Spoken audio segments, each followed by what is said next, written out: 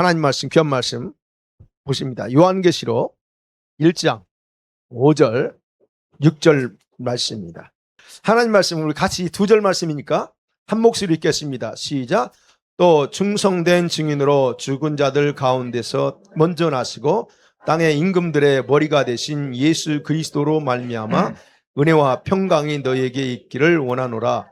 우리를 사랑하사 그의 피로 우리 죄에서 우리를 해방하시고 그의 아버지 하나님을 위하여 우리를 나라와 제사장으로 삼으신 그에게 영광과 능력이 세세토록 있기를 원하노라. 아멘.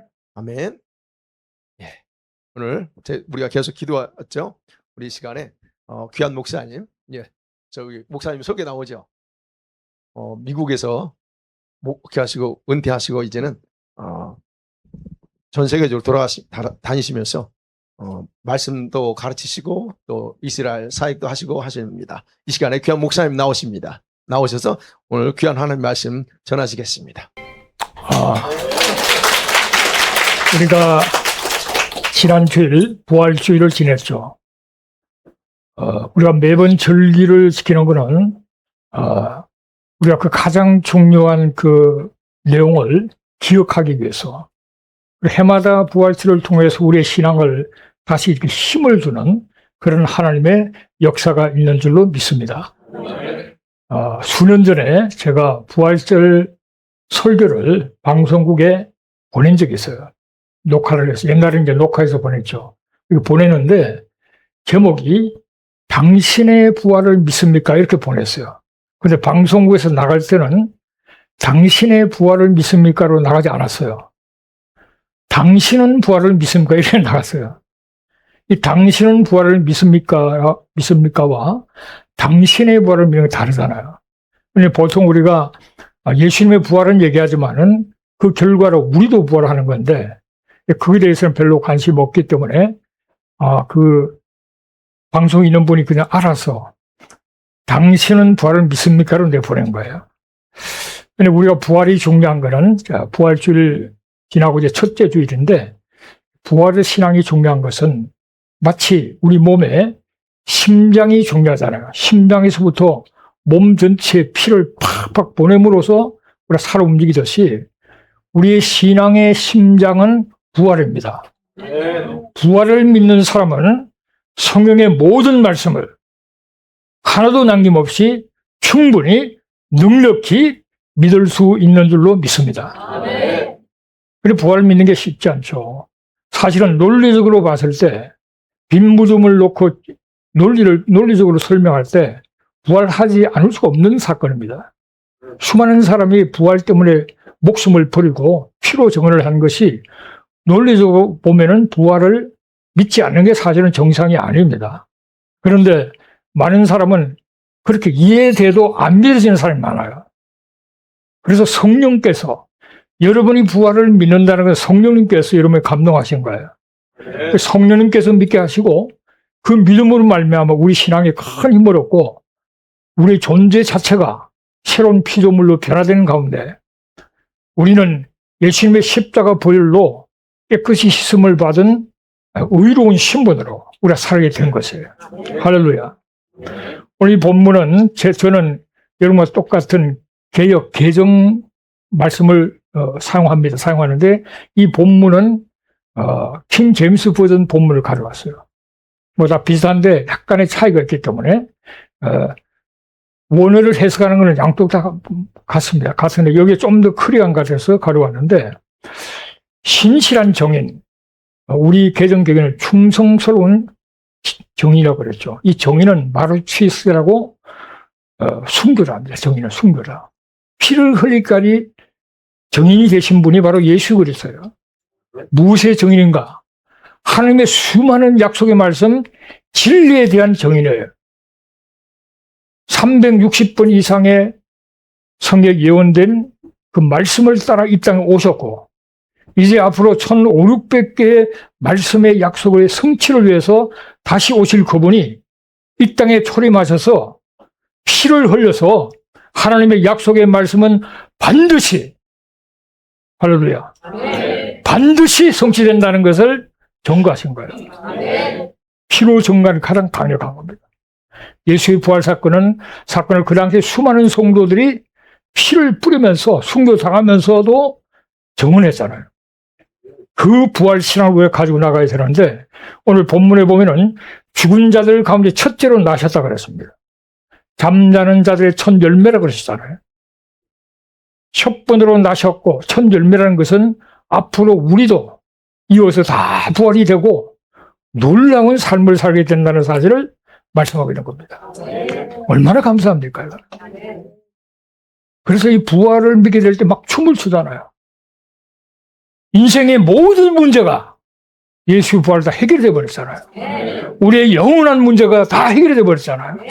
그러니까 춤을 추고 기뻐하고 조용히 걸어다니기가 어려울 정도로 감격하게 되는 것이 바로 부활신앙이에요.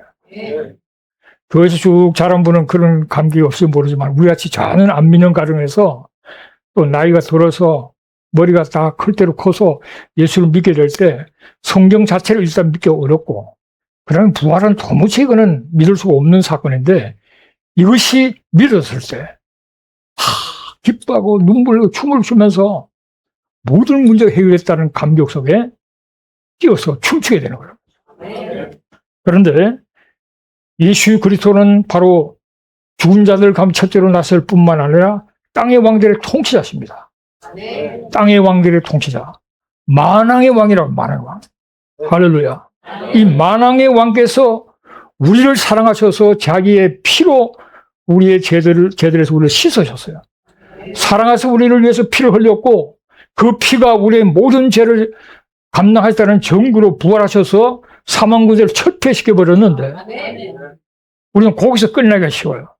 그럼 오늘 본문에 보니까 우리의 존재와 신분을 변화시켜줄 뿐만 아니라 하나님 그의 아버지를 위하여 우리를 왕들과 제사장으로 삼으셨다는 거예요.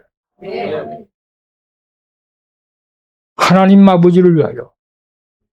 개정개혁은 나라와 제사장이라고 그러는데 나라, 번역은 다 가능합니다.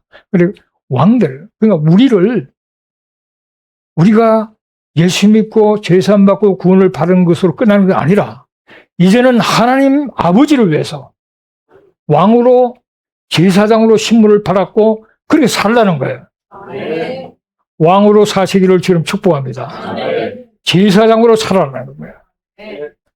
그것이 우리 주님의 그 십자가 부활의 의미를 우리가 제대로 해석하고 살아가는 거예요. 우리에게 사명을 부여하신 겁니다. 얼마나 감사합니까? 우울하다, 허무하다, 그게 다 의미 없는 그런 것. 그 모든 것들을 예수의 부활로 다 처리해버렸기 때문에 예수 사람은 이미 우리가 다 십자가에 못 박혀 죽어버렸는데 그거 자꾸 미련을 가지고 그렇게 할 것이 아니라 이제는 우리가 살아도 하나님 아버지를 위해서 왕으로 제사장으로 산다는 걸 선포하고 부활의 감격 속에 달려나가는 여러분 되시기를 주의 이름으로 축복합니다. 그래서 오늘은 여러 가지 할 얘기가 많지만은 왕 같은 제사장에 대한 포커스로 말씀을 전하려고 합니다. 베드로전서 2장 9절에 택하신 족속, 거룩한 나라, 소유된 백성 당연히 나오지만은 왕 같은 제사장이에요. 왕 같은 제사장으로서 하나님의 그 아름다운 덕을 선포하기 위해서 하나님의 성품과 하나님의 전능하심과 하나님의 위대하심과 하나님의 사랑으로 우리에게 표출된 이 하나님의 이 복음을 선포하기 위해서 우리가 이 땅에 살고 있다는 거죠. 할렐루야. 얼마나 감사합니까? 여러분, 우리가 지금 왕 같은 제사장의 신분이 됐다는 것은 이건 어마어마한 사건이에요. 우리 이 땅에 잠깐 사는 이 땅에서 왕으로 제사장으로 살아야 되지만은 그거는 그냥 잠깐 지나가는 겁니다. 우리는 천년왕국에서 하나님과 그리스도의 제사장이 되어서 천년 동안 그와 함께 통치한다는 거예요. 천년왕국 너무 긴가요? 어떤 분은 감이 잘 안 잡혀서 하는데 여러분 천년왕국이 길지 않습니다. 여러분 이 땅에서 우리가 100년 사는 거 깁니까? 100년 정도 살아야지 그게 길지 않잖아요. 지금 나이 들으신 분 80대 90대 물어보세요. 인생이 길었냐고. 아니에요. 다 엊그제 얘기예요. 엊그제. 사진 몇 장으로 다 인생이 설명이 되는 겁니다. 너무 짧습니다, 인생은. 100년 살고 있는 사람, 지금 100세 이상 사는 분도 많잖아요. 물어보세요. 아, 인생이 얼마나 길고 지루했냐. 아, 절대 안 해요. 다 어제. 태어나서 자라고 학교 가고 결혼하고 다 어제 얘기로 나이가 들수록 과거가 압축됩니다, 이렇게. 40대가 과거를 생각하는 거나 100살이 과거랑 똑같아요. 압축되기 때문에. 다 금방 지나가는 거예요. 무두슬라가 969년 제일 오래 살았는데 앞으로 이제 무두슬라 만날 텐데 물어보세요. 얼마나 지루했냐? 그러면 지루하기는 금방이었다 그럴 거예요. 금방 지나가는 겁니다. 그런데 이 메시아 왕국, 천년 왕국에서 우리는 왕노릇 한다. 우리는 부활의 영광스러운 그런 몸을 입고 주님과 함께 통치하고 제사장으로 그리스도를 섬기는 그런 삶을 천년 왕국에 살게 된다는 거예요. 그거 잠깐 지나갑니다, 여러분. 천년 왕국. 진짜 우리 집은 여기입니다. 새 예루살렘. 여기에서 우리가 영원히 사는 거예요, 여기서. 얼마나 감사합니까? 우리의 지금도 놀라운 특권을 가지고 있지만은 앞으로 우리의 예비하신 우리에게 주어진 그 축복은 영원한 축복이고 영원 무궁토록 우리가 주님과 통치하는 그 세계, 여기는 끝이 없는 세계입니다. 우리는 영광스러운 부활의 몸으로 빛의 속도보다 더 빠른 영의 속도로 그냥 우주를 왔다 갔다 하면서 다스리게 되는 거죠. 우주를 다스린다? 이해가 잘 안 되는, 여기서 지금 길게 설명할 수 없습니다. 궁금하시면 내려오세요. 내일 설명을 다 할 거니까. 자, 그래서 원래 하나님께서 창세기 1장 28절을 보면은 27절에 하나님의 형상을 따른 그 인간에게 처음에 제일 하신 것이 창세기 1장 28절에 복을 주셔서 복. 어떤 사람들은 복 얘기하는 걸 싫어하는 사람도 있어요. 그렇게 하고 영적으로 해야죠. 복이 무슨, 그러나 하나님 제일 먼저 주신 게 복입니다. 복 받으실 주님 축복합니다. 생육하고 번성하고 충만하는 거예요. 그러니까 자녀 많이 낳는 거 이거 엄청난 축복입니다. 가나신 분을 더 낳는 거면 좋습니다. 자녀를 안 낳으려고 하기 때문에 기독교도 자꾸 힘을 잃는 거예요. 많이 낳아야 되는 거예요. 할렐루야. 그래서 성경의 복을 주 첫째가 생육하고 분명 충만한 겁니다. 이러면 하나님의 형상을 가진 많은 사람들이 하나님은 이 세계를 다스리기 원하셨기 때문에 그 사람 중에서 찬양을 받기를 원하시기 때문에 생육하고 분명 충만한 것은 하나님의 축복입니다. 그러면서 이어서 정복하고 다스리라. 그 축복을 줬어요. 일종의 왕이 통치하시는데 우리는 왕의 그 대리 역할로 만왕의 왕을 모시고 순종하고 우리가 왕으로서 정복하고 다스리게 되어 있는 거예요. 그런 축복을 하나님 주신 겁니다. 그렇기 때문에 하나님이 인생을 지었을 때 하나님과 같은 영적인 존재로 하나님의 형상을 다 우리를 지으신 거예요. 그냥 지은 게 아닙니다. 그런 목적 때문에 지었는데 선악을 알게 하는 나무 실과는 절대로 먹지 마라. 먹으면 반드시 죽는다는 그 말씀을 어기고 결국 살아버렸잖아요. 그래서 그 신분을 쫓겨나게 됩니다. 그래서 우리가 죄를 짓고 그 찬란한 영광 속에 우리가 하나님의 형상으로 정말 왕 같은 제상의 삶을 살아야 되는데 그게 쫓겨났잖아요. 그것을 예수님이 십자가 보혈로 우리의 죄를 사심으로 말미암아 우리가 신분이 회복된 것이 바로 하나님의 자녀요 왕이요 제사장의 신분을 회복한 거란 말이죠. 할렐루야. 여기 지금 우리는 이 땅에 지금 살아갈 때 현재적으로는 하나님의 자녀요 왕이요 제사장으로 살아야 되는 거예요. 마귀는 자꾸 방해하죠. 그렇게 못하도록. 마귀 속지 말고 깨워서 말씀과 기도로 무장하고 왕으로서 살고 제사장으로 살라는 거예요. 천일왕국 말씀드렸죠. 천일왕국도 우리가 통치하는 왕이고 하나님과 그리스도의 제사장이라고 그랬습니다. 여기서도 중심은 예루살렘입니다. 천일왕국 메시아 왕국의 수도는 예루살렘입니다. 그리고 천년왕국 때 마귀는 무정에 들어가 있죠. 그러니까 마귀가 없는 세상을 우리가 사는 겁니다. 주님과 통치하는. 그리고 나가서 하늘과 땅은 다 이제 앞으로 새로워지는 겁니다. 불에 타고 녹아지고 완전히 새로 지음받는 게 아니라 갱신돼 버려요. 갱신되기 때문에 지금 이 땅도 소중한 땅입니다. 지금 아무리 더러워도 하나님께서 다 태우고 녹여서 재련시켜서 깨끗하게 바꾸시는 새 땅으로 만드는 그날이 오게 되고, 그 새 땅 위에 하늘에서 새 예루살렘이 임해서 새 예루살렘을 중심으로 우리가 영원히 함께 다스리고, 그리고 하나님 앞에 영광을 돌리게 되는 것입니다. 그래서 우리의 비전은, 최종 비전은 새 예루살렘이에요. 하나님의 마음속에 있는 최종 비전도 새 예루살렘입니다. 하나님이 최종 비전을 갖고 있으면 우리도 갖고 있어야 되잖아요. 비전이란 것은 열정을 일으키는 미래의 그림입니다. 하나님이 주신 대로 미래를 그려볼 때 우리가 오늘 이 시간에 열정이 생겨요. 삶의 의욕과 사명을 감당하고 싶은 열정과 에너지가 넘치는 가운데 우리 땅 살아가야 되는 거예요. 그 비전을 가져야 돼요. 이 세상이 아무리 어렵고 억울하고 힘들고 혼란스러워도 우리의 눈은 영원한 세계를 바라보면서 우리는 이 땅에 어렵고 힘들어도 소망 가운데 승리하는 여러분 되시기를 제 이름으로 축복합니다.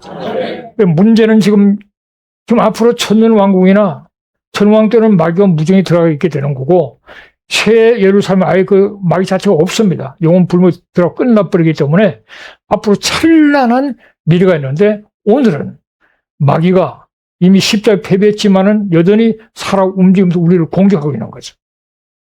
그러나 우리는 이미 주님이 승리한 승리 때문에 마귀 속지 않고 마귀를 물리치고 귀신들을 쫓고 능지는 기도하면서 싸우고 이기면서 나가는 거죠. 할렐루야. 우리 예수 생명교회가 우리 교회 근처에 있으면 이 교회 나올 것 같아요. 너무 은혜가 충만하고 예배가 너무 충만합니다. 그래서 제일 중요한 것이 새 예루살렘에 대해서, 오늘 주보에도 뭐 새 예루살렘 가는 어떤 글이 있는 건데 잘 읽어보지는 않았습니다만, 이 새로 예루살렘에 대한 그 하나님 말씀 중심으로 그 비전을 우리가 다 갖고 있어야 돼요. 그래서 영상을 하나 보여드리는데요. 뉴 제루살렘에 대한 영상을 보여드리는데 성경 내용을 가지고 만든 겁니다. 그런데 한번 좀 느껴보시라고. 우리가 앞으로 살 영원한 집, 성경대로 한 그 영상인데요. 한번 영상을 들으면서 새 예루살렘에 대한 비전을 갖고 그런 시간을 갖도록 하겠습니다. 그래서 지금 앞으로 있을 새 예루살렘 들어갔다가 다시 이제 현실로 돌아오겠습니다. 그건 너무 좋은 곳인데 거기만 있는 게 아니니까 그건 앞으로 갈 우리의 영원한 집이에요. 그 전에는 다 과정입니다. 지금 뭐 아무리 좋은 집 가지고 다 흔들려요. 조금 지나면 여러분 것도 아니잖아요. 그러나 진짜 우리 집은 예루살렘인데 그걸 한번 다 보고 느끼고, 진짜 우리 집은 이미 딱 확보되어 있구나. 그걸 느끼면서 정신 차려서 현실로 돌아와서 현실적인 문제를 나누도록 하겠습니다. 어떻습니까? 여러분이 영원한 집인데 박수 한번 쳐야 되지 않겠어요? 하나님께. 우리의 앞으로 살아갈 영원한 집을 바라볼 때 좀 가슴이 웅장해지지 않나요? 네. 우리가 보통 사람들이 아닙니다. 이 땅에서 큰 집은 아무것도 안 해요. 그리고 큰 나무집을 크게 사놓고 투잡 뛰는 사람들은 어리석은 사람들이에요. 편안하게 충분하게 살다가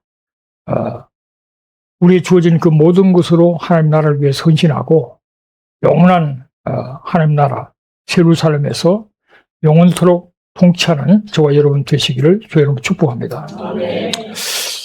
다윗은 사도행전 13장 36절을 보면은 당시에 하나님의 뜻을 따라 살다가 잠들었다 이렇게 나옵니다. 당시에 시대를 따라 우리가 해야 할 사명들이 크게 보면 같은 거 조금 달라요. 그래서 우리가 도대체 뭐 어떤 시대를 살고 있느냐를 아는 게 중요합니다. 지금은 종교개혁 시대하고는 달라요.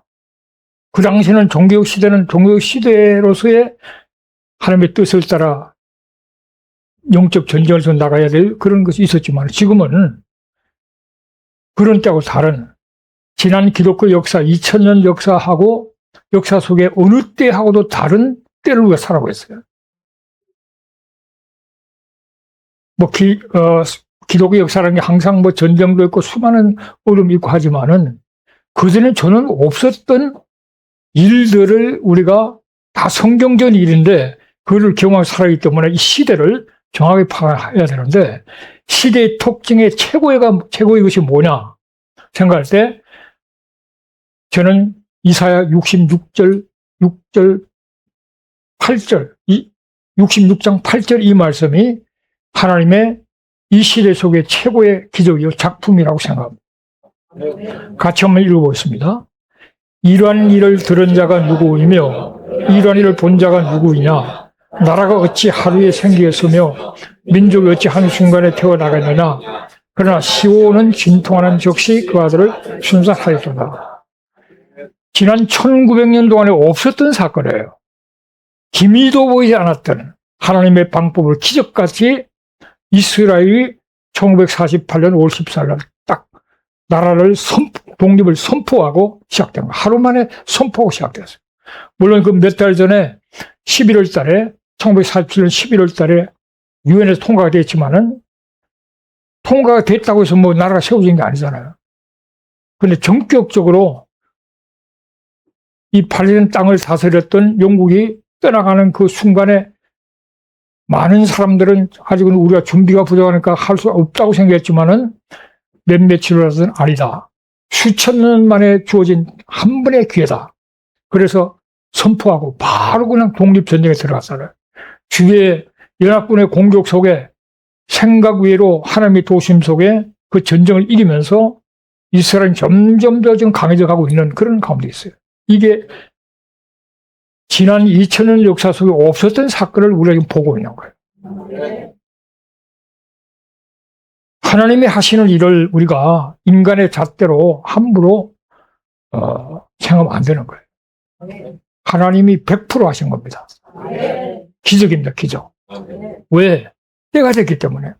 또 누가복음 21장 24절 보면은 예루살렘은 이방인의 때가 차기까지 이방인에게 발피라고 그랬는데 1967년 6.1 전쟁을 통해서 예루살렘을 좀 유대인들이 장하고 밟고 있잖아요. 이 말씀은 1900년의 역사가 이 한 절에 다 포함되어 있습니다. 그들이 칼날에 죽임을 당하며 모든 이방에 사로잡혀 가겠고 AD 70년에 로마에게 멸망하면서 예루살렘 성전이고 뭐 다 불타버리고 110만 명이 칼에 맞아 죽고 9만 7천 명이 노예로 잡혀가는 엄청난 역사적인 사건 그 이후로 본 말씀대로 칼날에 죽임을 수많이 당하고 이방의 사로잡혀 다 흩어졌잖아요.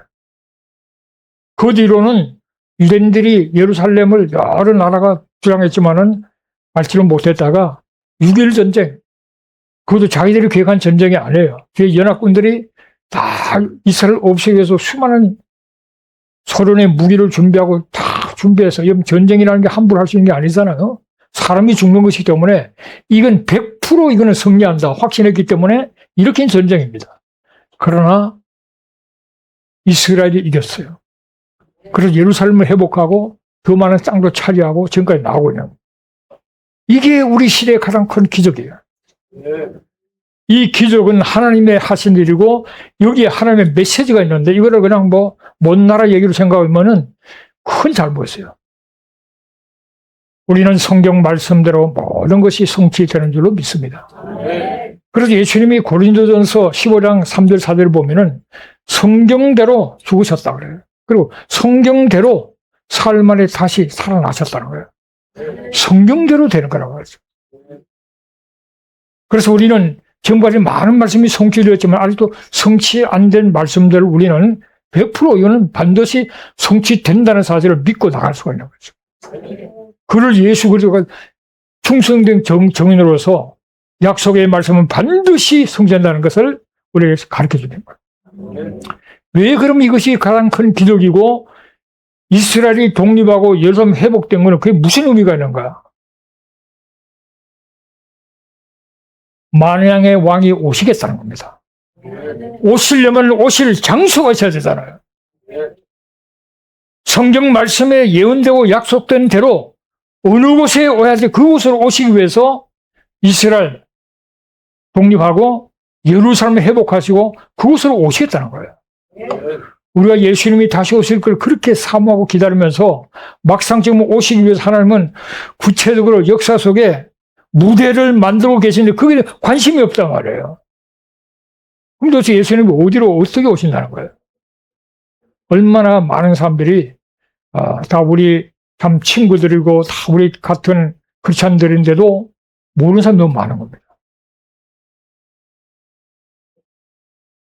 보세요. 마태복음 5장 35절에 보면은 예루살렘을 얘기할 때 위대한 왕의 도성이라고 그랬어요. 대전개혁은 큰 임금의 성이라고 해요. 성. 성이란 게 우리가 성이란 개념이 잘 없는데 성. 시리입니다. 시리. 도시. 시팀 시리. 위대한 왕의 도시, 만왕의 왕의 도시가 바로 예루살렘이라고 누가 얘기했죠? 예수님이 직접 말씀하신 거예요. 그리고 스가랴서 14장 4절에 보면은 그날에 마지막 때 그의 발이 예루살렘 앞 곧 동쪽 감산 위에 서신다는 거예요. 발이 선다는 그분이 오신다는 거예요. 이것도 이해 못하는 분들이 가끔 있긴 해요. 네. 이사야 24장 23절을 같이 읽겠습니다. 그때 달이 수치를 당하고 해가 부끄러워하려니 이는 만군의 여호와께서 시온산과 예루살렘에서 왕이 되시고 그 장로들 앞에서 영광을 나타내실 것입니다. 네. 앞으로 만군의 왕, 만왕의 왕, 만군의 주께서, 만주의 주께서 오셔서 다스리는 그 나라, 메시아 왕국, 천년 왕국의 수도가 예루살렘이란 말이죠. 그래서 예루살렘을 중요시 생각하고 뭐 하는 거지. 무슨 뭐 한 나라를 그냥 뭐 좀 봐주고 이게 아니에요. 성경 말씀대로 되기 때문에 우리가 이스라엘 관심 있는 거, 예루살렘 관심 있는 거지. 그냥 뭐 이뻐서가 아닙니다. 말씀이 그러기 때문에. 주님이 오셔야 되지 않습니까? 그러면 무대가 만들어져야 되잖아요. 만들어지고 있으니 얼마나 우리가 감격하고 때를 우리가 분별할 수 있냐는 거죠. 예레미야 16장 14절 15절을 같이 읽겠습니다. 여호와의 말씀이니라. 그러나 보라, 날이 이르니 다시는 이스라엘 자손을 애굽 땅에서 인도해내신 여호와께서 살아계심을 두고 맹세하지 아니하고 이스라엘 자손을 북방 땅과 그 쫓겨났던 모든 나라에서 인도하여 내신 여호와께서 살아계심을 두고 맹세하리라. 내가 그들의 조상들에게 준 그들의 땅으로 인도하여 드리자. 이 말씀이 뭐 어려운 거 하나도 없어요. 그냥 말씀 그대로입니다. 그런데 이 말씀은 막 복잡하게 꼬아갖고 엉뚱한 소리를 하는 사람 많다. 성경이 무슨 뭐 특별한 천재만 이해하는 게 아니잖아요. 누구나 읽으면 알죠. 이 말에 뭐 어려운 거 있나요? 단어 하나 뭐 모르는 거 없잖아요. 쉬운 말입니다. 이 무슨 말입니까? 이스라엘 백성들이 경험한 하나님은, 가장 위대하신 하나님은 출애굽의 하나님이에요. 얼마나 놀랐어. 노예같이 살던, 아무런 뭐 무장 아무것도 없고 뭐 체대도 없고 그냥 오합지졸 같은 그 사람들을 모세를 통해서 그들을 일으켜가지고 애굽을 떠나게 만들 때 바로 왕을 10가지 재앙으로 완전히 녹아시키고 바로 왕이 그냥 가라고 할 정도까지 다 100% 하나님이 하신 거잖아요. 그러면서 그 홍해를 건널 때 하나님께서 그냥 홍해를 갈라버리셨잖아요. 그러니 뭐 얼마나 감격합니까? 출애굽의 하나님이 그들의 최고의 하나님이에요. 이 기적에 전능하신 위대하신 이 하나님, 그 이름을 두고 맹세하는 겁니다. 그랬는데 오늘 본문에 보면은 그때 맹세한 것이 그보다도 더 큰 하나님. 그것은 이스라엘 자손을 북방 땅과 그 쫓겨났던 모든 나라에서 인도해 내신 하나님. 바벨론에서 그 몇 명 온 거 그 정도가 아닙니다. 모든 나라를 통해서. 그 하나님을 두고 살아계심을 두고 맹세하게 된다. 그러나 이 하나님, 전 세계에 흩어져 있는 그들을 다시 돌아오게 하는 그 하나님이 더 큰 하나님이에요. 얼마나 크나, 출애굽보다 더 큰 하나님이에요. 내가 그들의 조상들의 중 그들의 땅으로 인도하여 드리자.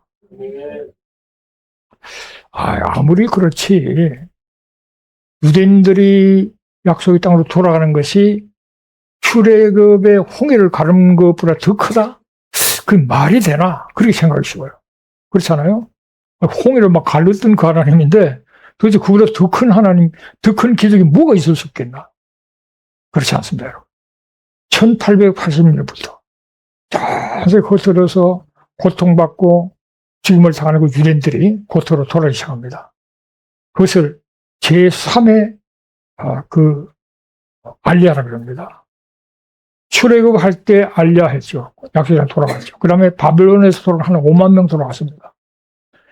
그리고 그 뒤에 하나님이 말씀하신 이 기적의 사건은 1880년부터 이제 들어가기 시작합니다. 유대인들이 들어가서 그들이 나라를 이루어야 그런 가운데 그들이 영적으로 회복될 때 주님 오시는 것이기 때문에 유대인들이 들어가지 않으면 주님 못 오시는 거예요.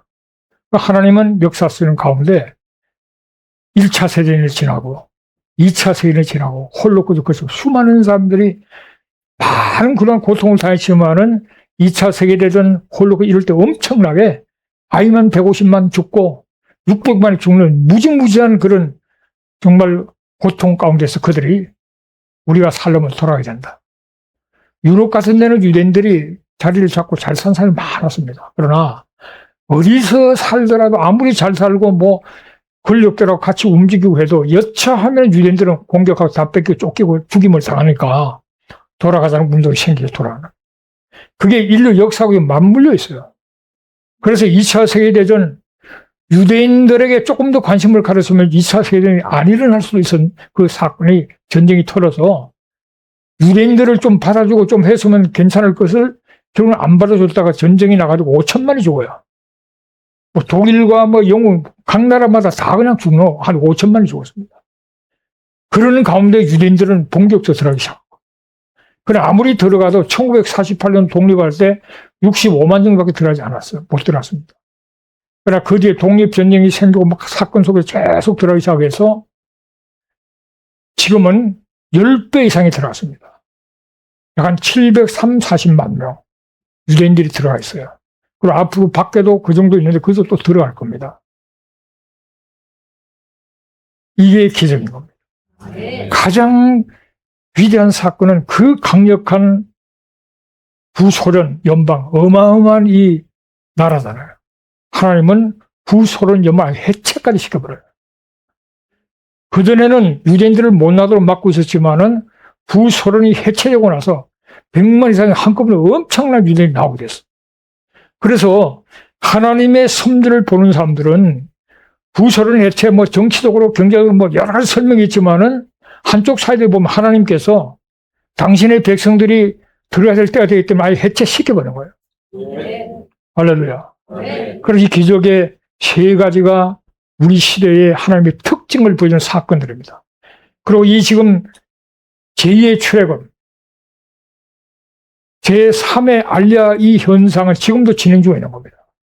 여러분들도 기도하고 헌금하고 할 수는 아는데 그런 가운데 살았는데 제가 이 시간에는 동영상을 보여줄 텐데 유대인들이 고토로 돌아가는 사건을 동영상으로 100년을 가지고 이렇게 만드는 동영상입니다.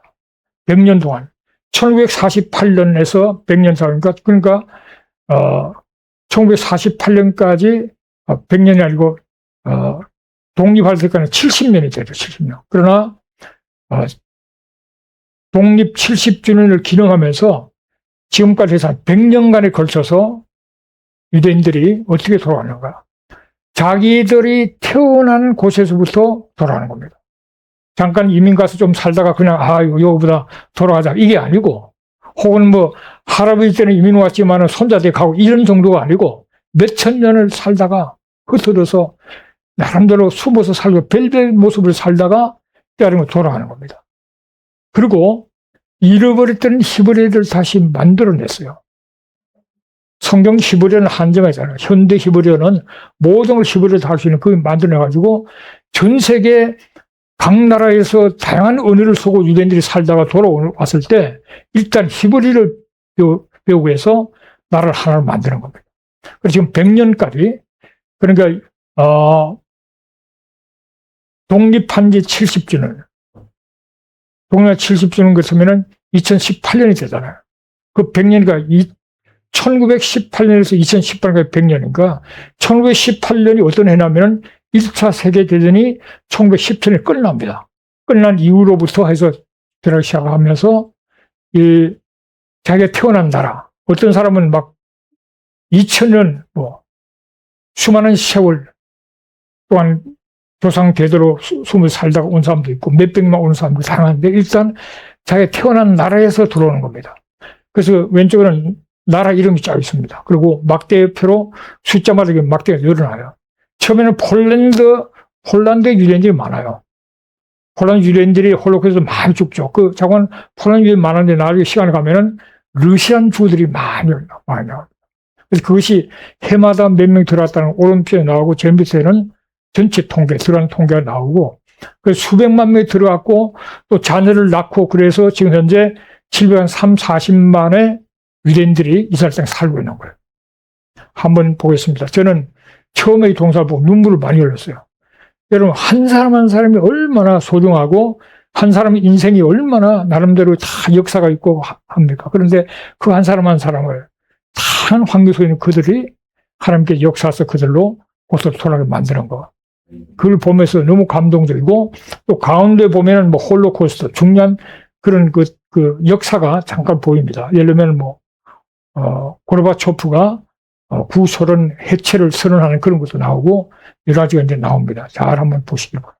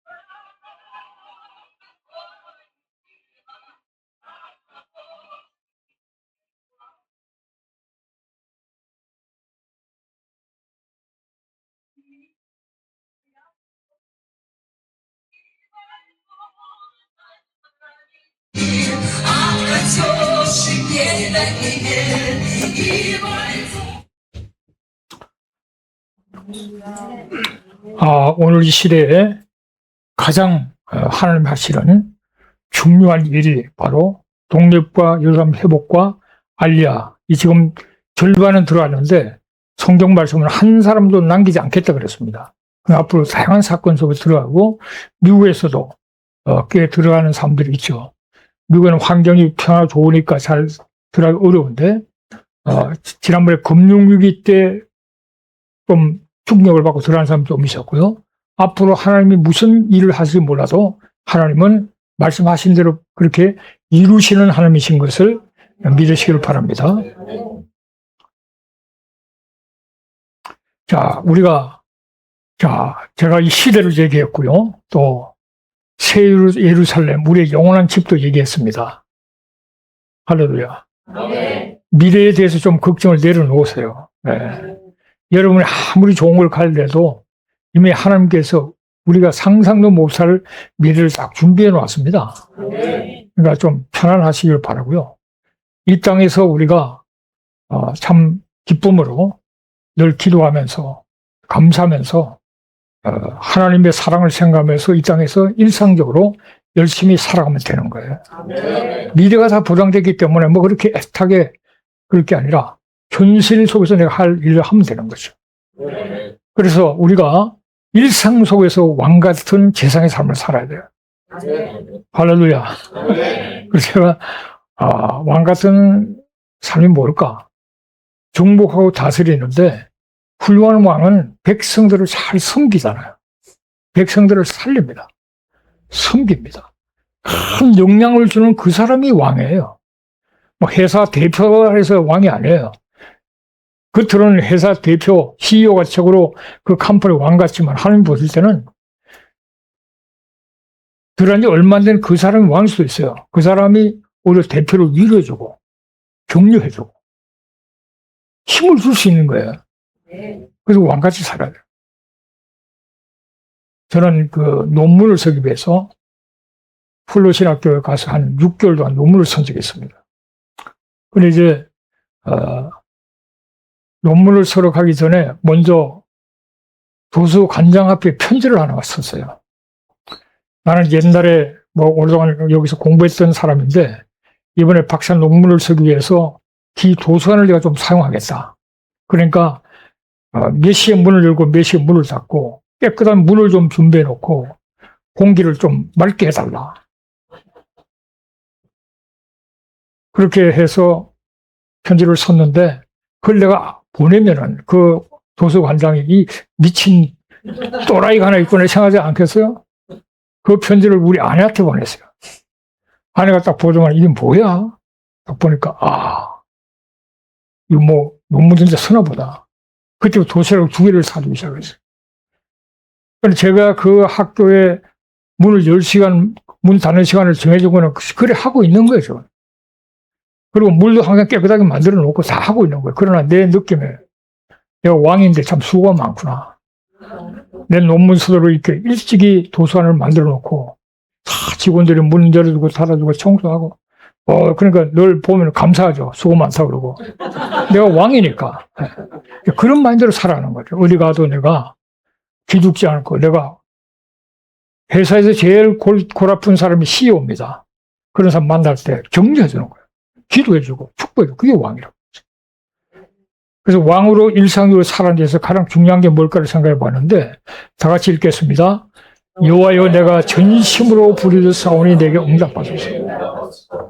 네, 제사장은 기도하는 겁니다. 자기를 위해서 그리고 다른 사람도 중보기도 한 사람이 제사장이에요. 우리가 왕 같은 세상의 삶을 살 때 전심으로 우리가 부르짖어 기도해야 된다. 그 다음에 전심으로 주를 찬양하는 겁니다. 전심으로 주를 찬양하는 예배입니다. 예배.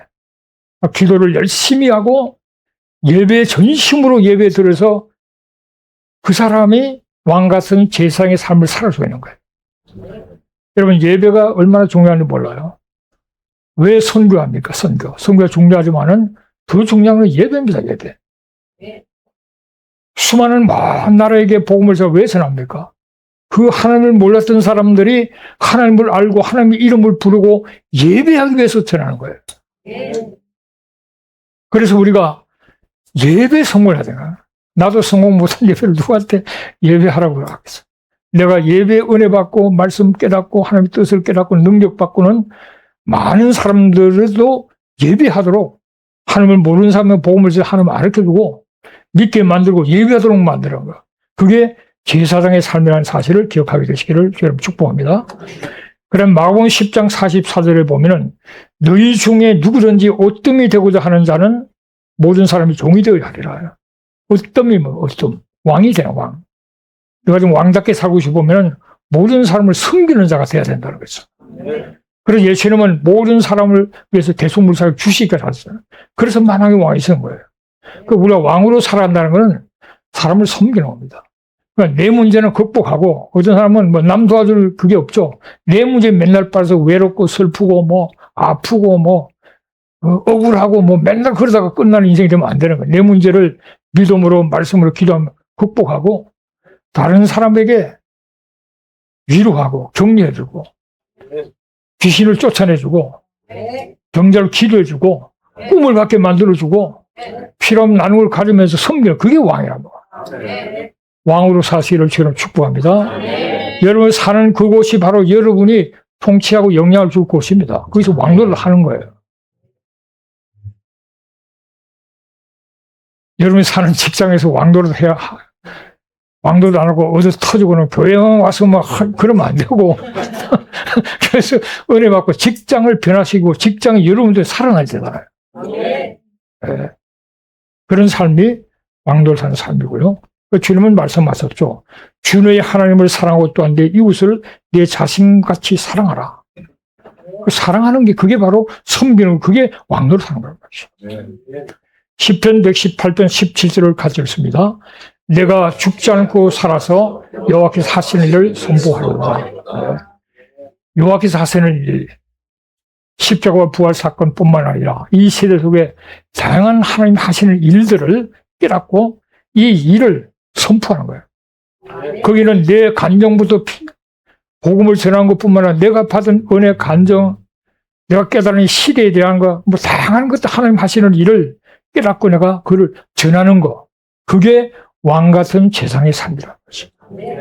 하나님 앞에는 예배 드리고 이웃을 기도하고 그들에게 복음을 기쁜 소식을 전하면서 그러면서 다른 사람을 섬겨서 살려주는 세워주는 그런 왕 같은 제사장을 세상에 되시기를 저는 축복합니다.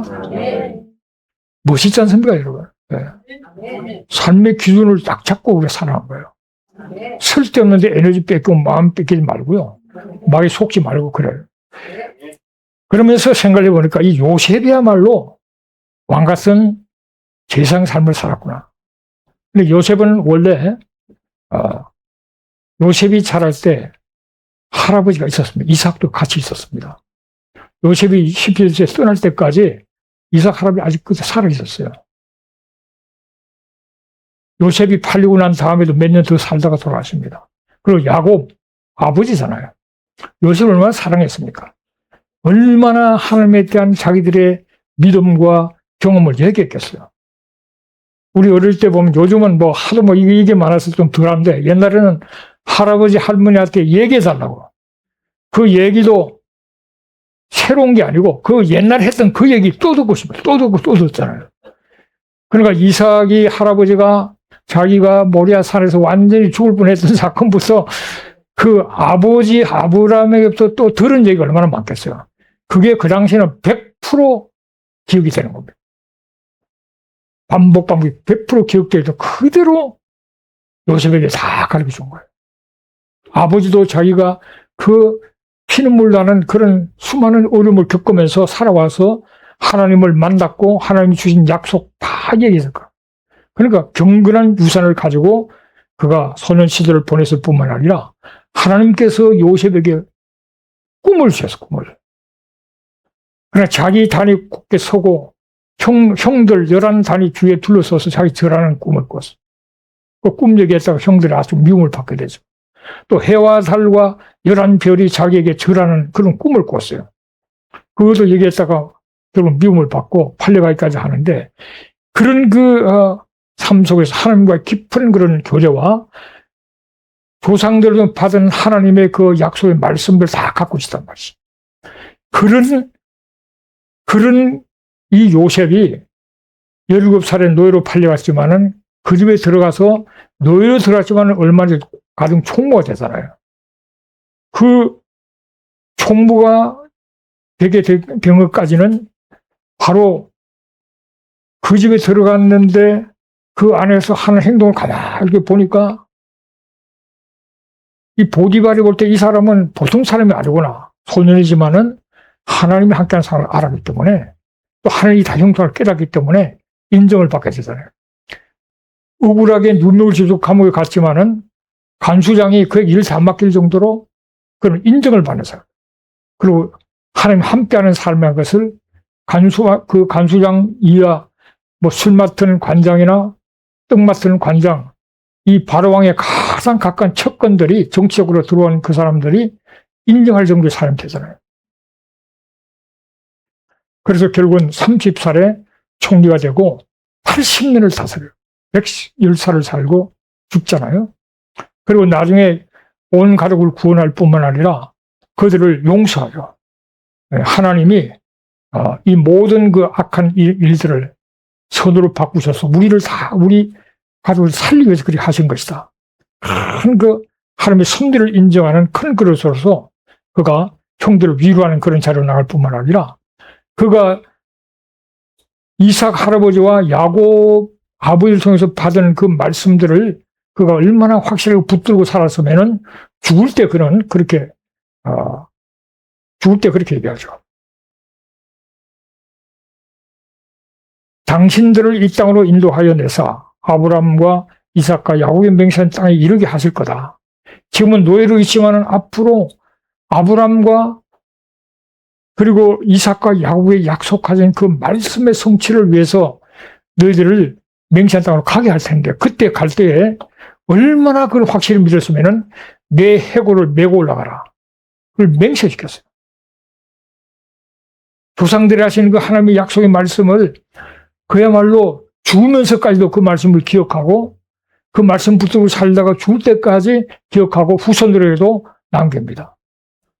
그냥 너 이 약속의 말씀을 잘 잊어버리지 말아라. 이렇게 해서는 기억이 잘 안 될 수 있습니다. 내 해골을 파서 가져가라. 실질적인 그런 행동을 요구하는 그걸 통해서 자손 제대로 앞으로 우리가 이제 이걸 떠나게 될 날이 올 텐데 너희들은 꼭 그 해골을 파가라. 이걸 계속 얘기했을 거예요. 이때 연대를 계산해 보면은 이 요셉은 주전 1805년에 죽습니다. 1805년. 그러니까 요셉이 1915년에 태어났다고 그러죠. 110년 살았으니까. 1805년에 그가 죽게 되고, 그러면 그 앞으로 출애굽 사건은 주전 1446년이기 때문에 계산을 해보면 359년 뒤에 일어납니다.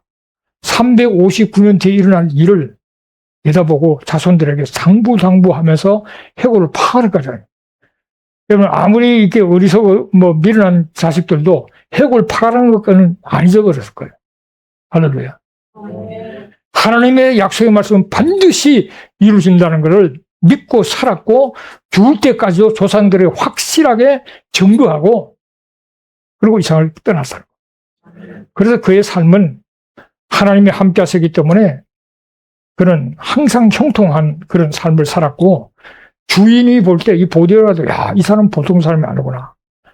하나님께서 함께 하시고 형통케 하는 사람을 인정을 받았잖아요.